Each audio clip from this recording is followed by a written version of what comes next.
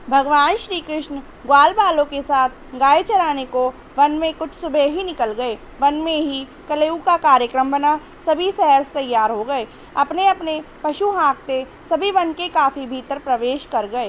पूतना और बकासुर का छोटा भाई अघासुर वन में मौके की ताक में बैठा था। उसके मन में भाई बहन के संहार के प्रतिशोध की ज्वाला धधक रही थी।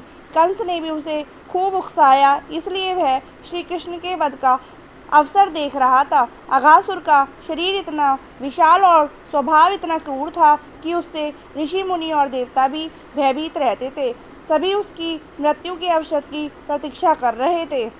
श्री कृष्ण को मारने के लिए अघासुर ने अजगर का रूप धारण कर लिया। उसने अपना शरीर 1 योजन लंबे पर्वत के समान विशाल बनाया और मार्ग में लेट गया। अघासुर का यह रूप देखकर बालकों को भ्रम हुआ कि शायद यह भी वृंदावन की कोई सुंदर वस्तु है। उसका मुंह किसी गुफा की तरह दिखता था।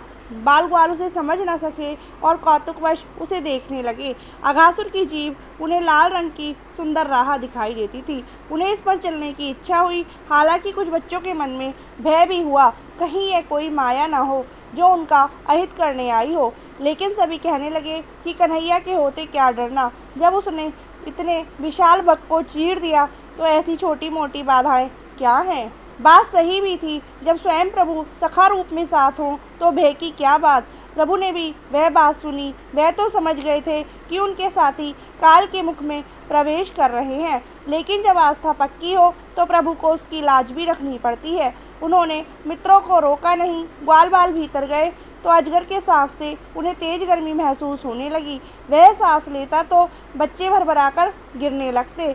अघासुर ने उन्हें अभी तक निगला नहीं। वह तो श्री कृष्ण की प्रतीक्षा कर रहा था। अघासुर बछड़ों और ग्वाल बालों के सहित भगवान श्री कृष्ण को अपने जबड़ों से चबाकर चूर चूर कर डालना चाहता था, परंतु उसी समय श्री कृष्ण ने अपने शरीर को बड़ी फुर्ती से विशाल करने लगे। प्रभु आकार बढ़ाने लगे तो उसकी सांस रुक गई। गला फटने से प्राण निकल गए। इस प्रकार सारे बाल ग्वाल और गोधन भी सकुशल ही अजगर के मुंह से बाहर निकल आए। अघासुर का शरीर एक प्रकाश पुंज बना और प्रभु में विलीन हो गया।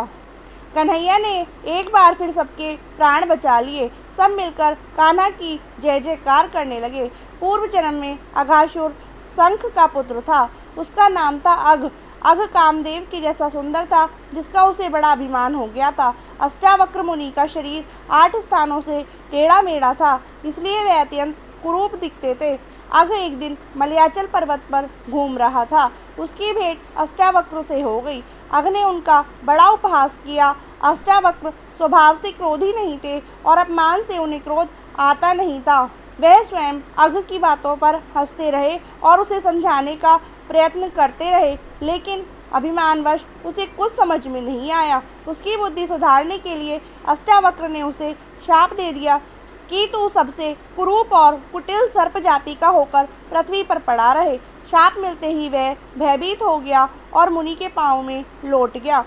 मुनि का क्रोध शांत हो गया। उन्होंने बताया कि श्री हरि अवतार लेने वाले हैं। वह स्वयं तुम्हारे उदर में प्रवेश करके तुम्हारा उद्धार करेंगे। वही अघासुर अनंत काल से उद्धार की प्रतीक्षा कर रहा था।